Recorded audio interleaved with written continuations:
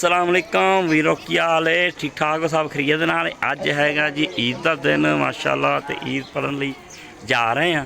तो यह देखो सारे बंदे हेलो ए वड्डे भाई ने पिछे छोटे है अहमद साहब अब्दुल्ला साहब। तो ईद पढ़ ईद दिन रौनक लगियां ने। यह देखो बाजार कोई पकौड़े समोसे कोई चाट अमीन ते अयान भी आ गए ने। देखो अज माशाअल्लाह जरा ना पिंड च ईद कर रहे हैं अपने च। ते पिंड जा रहे हैं पढ़ने वास्ते। जफर साहब सिर पे हाथ फेर के पिंड से मच्छर लड़ा हुआ है जा रहा अहमद साहब। मच्छर ना दिन को सोने देता है ना रात को। और हम मच्छरों मछली हुए हैं। अयाना हाथ ला ईद पढ़न जा रहे भाई ईद। चलो जी अगे अगे हम तुहानू अज दा ब्लॉग ईद दसा। लो जी मस्जिद आ गई है साडी पिंड दी। बड़ी प्यारी मस्जिद बनी हुई है खूबसूरत किस्म की। हेलो मस्जिद आ गए हैं सारे।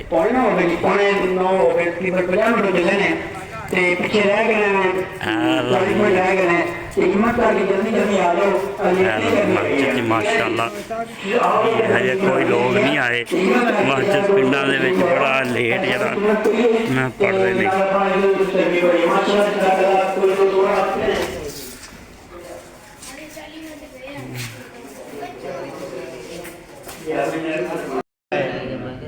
कुछ दोस्त तो सुबह सुबह ना जी 9 बजे तक गए सिर्फ 9 बज गए उन्होंने कोई दोस्त नहीं आया। मेहरबानी करके तशरीफ ले आओ। ते 9 बज गए ने अद्धा घंटा अल्लाहु अकबर ला इलाहा इल्लल्लाह वल्लाहु अकबर वलिल्लाहिल हम्द।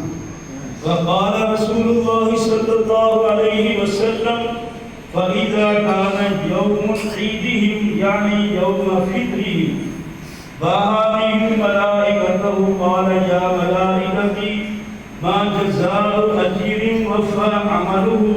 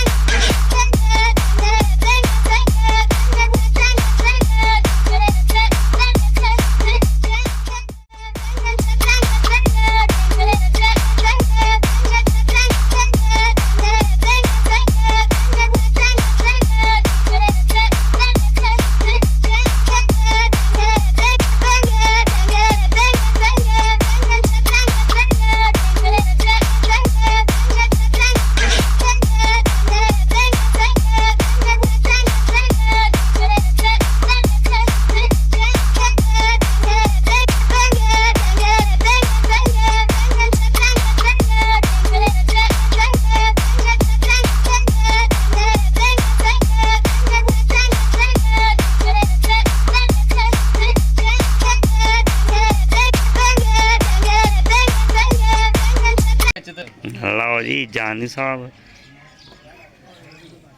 चाचा जी जफर अमीन सईद साहब वड्डे भाई ते अब्बू बैठे ने माशाल्लाह ईद पढ़ के आए हैं। पढ़ के आके हुण मेहमान आ रहे मिलन मुलन वाले सारे बाहर बैठे रहे। कौन अयान साहब ने जी अयान साहब इधर भाई अयान साहब। हाँ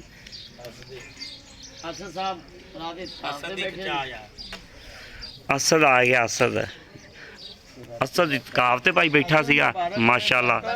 ਤੇ ਹੁਣ ਈਦ ਪੜ੍ਹ ਕੇ ਆਏ ਆ ਸਾਰੇ।